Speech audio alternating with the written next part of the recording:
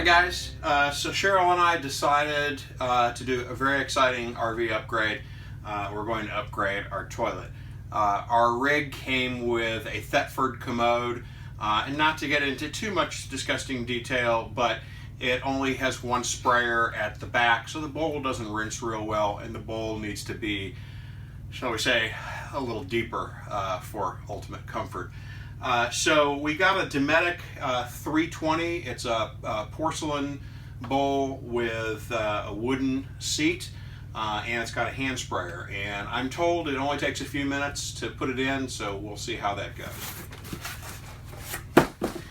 First thing I'm going to do, if I can ever find it, is find the instructions and actually read the directions. I know most guys are adverse to that, but I'm sure they're in here someplace. Found them. Underneath the lid, of course, hardest place to get to. Okay, so very first thing I did was to turn off my water pump, or if I was hooked up to a city water supply, I don't want to turn that water supply off because the very first step is to disconnect the existing water supply, and I would have a geyser going on in here if I hadn't done that. So I'm going to reach back here, see if I can do it without a wrench. And I've got a towel here to catch the drips.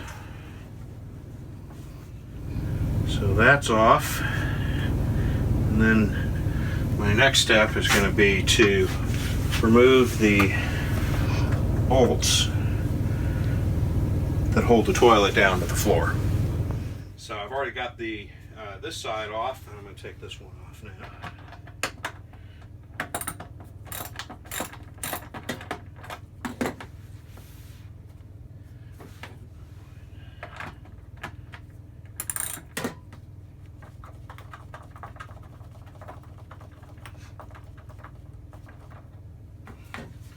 Alright, so the toilet is unbolted from the floor.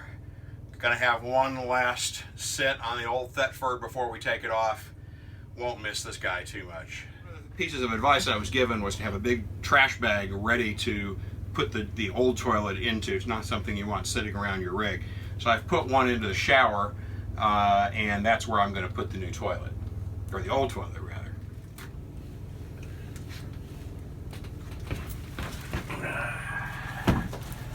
Alright, that wasn't too bad.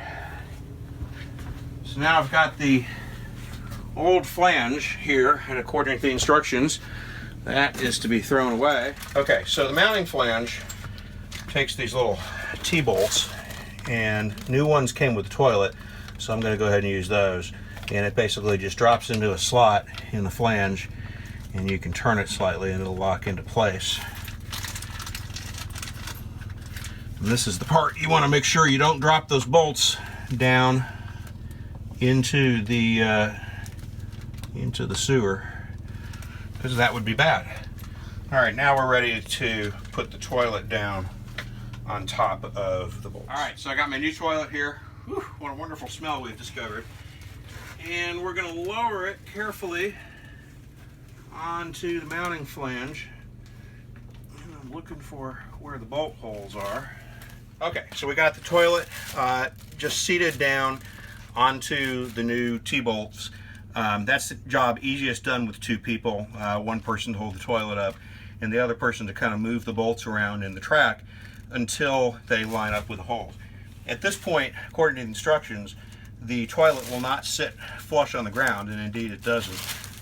And that's because we haven't tightened it down yet to compress the gasket that is between the toilet and the floor. So we're going to do that next. But before I do that, I'm going to just check the alignment of the toilet and make sure that it's straight, because everybody hates a crooked toilet. And it looks pretty good, and I think we're ready to tighten it down. Alright, so I've already tightened down the nut on the other side.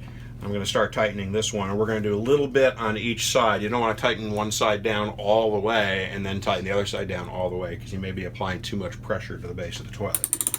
So, and again, instructions say 30 to 40 foot-pounds. My torque wrench is not going to begin to fit in here. It's a great big one. So I'm just going to be careful not to over tighten these nuts. Okay, so I got both sides of the toilet snugged down. I had to just kind of estimate on the 30 to 40 pounds of torque, but I made sure that the toilet base is firm against the floor all the way around and that the toilet doesn't rock at all, and that should be good. I can always tighten it more later if I need to. So one complication that I was warned about in advance, and sure enough I've got this problem, is that the place where the water line comes out of the floor does not match up to where the inlet is on the toilet. And so what I could do is cut that pipe and install a couple of elbows to make it line up, but instead I'm going to take an easier approach. So rather than try to plumb in a couple of PEX elbows and do the whole thing with PEX, I think an easier solution is going to be to use a flexible supply line connector, which will avoid the need to start bending the pipe. It has on one end the 1/2-inch female iron pipe thread that matches the toilet, but on the other end it's got the same thing, and that is not going to connect easily to the PEX. So what I got to do that is one of these Watts compression fittings. It is a push, not compression, it's push to connect on one end, so it takes the 1/2-inch PEX and just pushes in there, and on the other end it has a male thread that will connect to my flexible supply line, just like that. Alright, so I've now cut off the elbow to the female threaded fitting that was on there. I put that clamp on the pipe because there's really nothing to keep it from falling down into the underbelly through the hole that it comes up through once I cut the fitting off. And so since I'd rather not go fish it back up from the underbelly, I put that on there just to save me from doing that. Now I'm going to put on that compression push to connect rather fitting, and then we'll be ready to hook it up. Alright, so I've got that connector on there, and my PEX tube now terminates in a 1/2-inch threaded male connector, and I'm ready to hook up my supply line. Yeah, so didn't know this would involve hugging the commode, but that's the best way to get my arms around it. And I'll tighten that up with a wrench, but that feels pretty secure. Alright, and now I'm finally ready to hook up to the toilet itself. We'll get that screwed on. Alright. I'm just tightening this carefully. I want to make sure it's not cross-threaded or anything like that. Yeah, so all of this plumbing behind the toilet would have been a whole lot easier if I had done it before we put the toilet down onto the bolts. So if I was doing this again, I would go ahead and change out the fitting on the PEX and attach the supply line before we put the toilet on, so that all that would be left to do would be to hook up the supply line to the toilet. So now I think we're ready to turn the water on and see if we have any leaks. There's nothing in the bowl. So Cheryl, go ahead. Let's see what happens. Turn the water pump on. Water pump on. Yeah. All right, turn it off. So the first attempt, we actually had a pretty big leak underneath that push to connect fitting, and the reason was it wasn't pushed all the way down.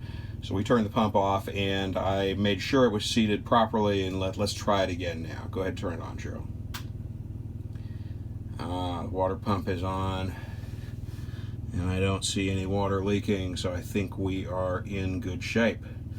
All right, and as our last step, we're going to install the little cover caps that go over the bolts, and now we're finished. Let's do our first test flush. Ah, look at that. It's a beautiful thing right there. And we'll test the sprayer, which works only when you're holding down the flush valve. Look at that. We are going to have the cleanest toilet around, I'm sure. So guys, that's all there is to it. I was actually pretty pleased. It's a simple job. We got it done in about an hour before dinner time. And hope you found this helpful. And now, if you'll excuse me, I need to get back to my business. See you later.